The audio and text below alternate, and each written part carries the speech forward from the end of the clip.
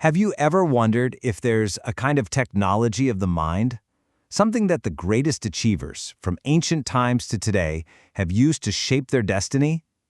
Well, it turns out there is.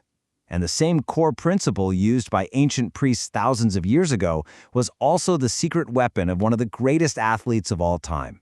It's a pretty wild connection, and it reveals something profound about how we can create our own reality. So, let's get into it. First, I want you to picture two scenes that couldn't feel more different. In one corner, we have the sacred, chanting world of ancient Vedic India. And in the other, the roar of the crowd, the bright lights, and the raw electric energy of 20th century boxing. So, yeah, what on earth could possibly connect these two worlds, a priest and a heavyweight champion? Well, the answer is a surprisingly sophisticated and powerful technology of the mind, and it's all designed for one thing: victory. Just look at the language here. On the left, you've got a hymn to a god from over 3,000 years ago. On the right, a classic line from Muhammad Ali. The settings are worlds apart, scripture versus trash talk. But listen to the vibration behind the words. They're both declarations of absolute, undeniable power. They're not hoping, they are stating what is. They're using words to literally command an unbeatable reality into existence. Now, this isn't just a fun coincidence.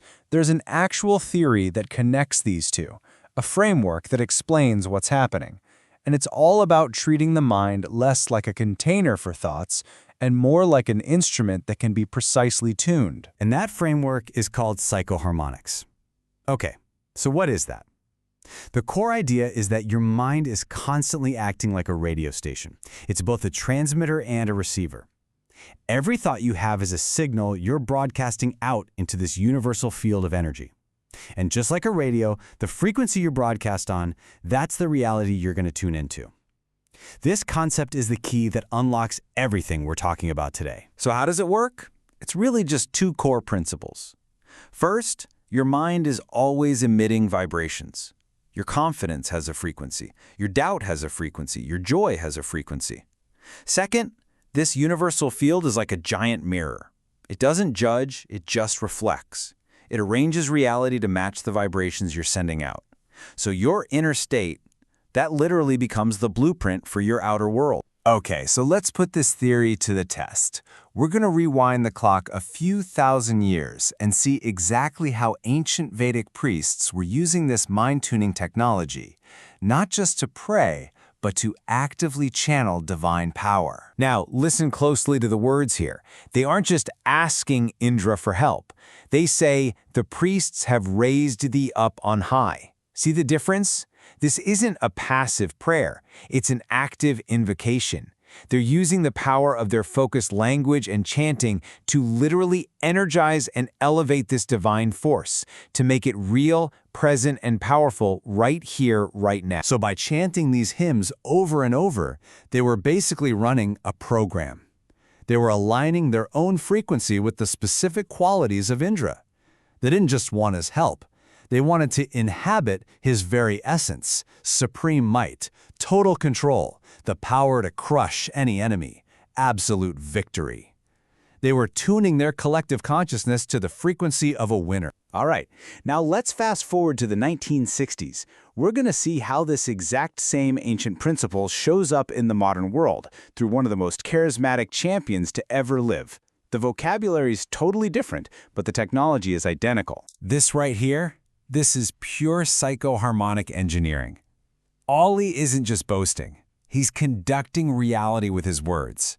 He's not just hoping for a win, he's declaring himself the master of the entire event, right down to the exact round. These aren't just words, they're commands. They are modern-day incantations of absolute control. And the crazy thing is how systematic he was about it.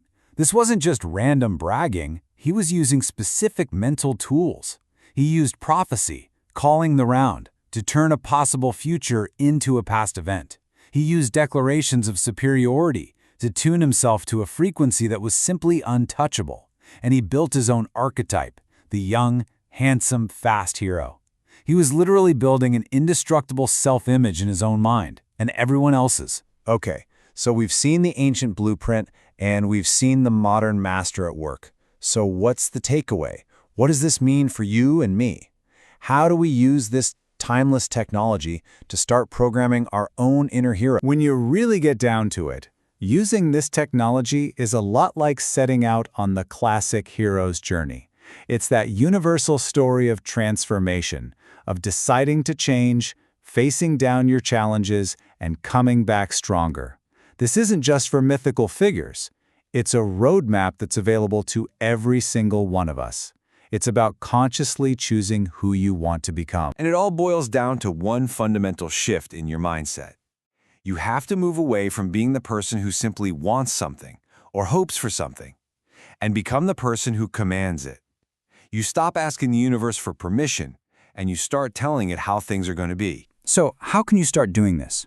Here's a simple, practical toolkit. 1. Mental tuning.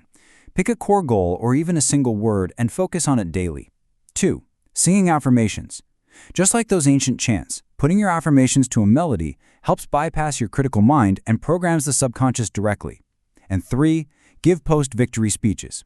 Write out and actually speak aloud your victory speech before the event as if it's already done. And this is the most important distinction of all. This is not the same as just visualizing.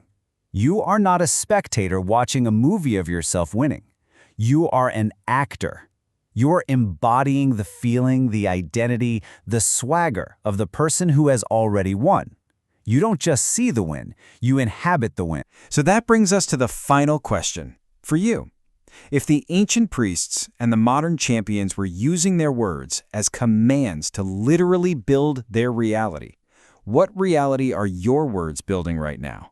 What are you commanding?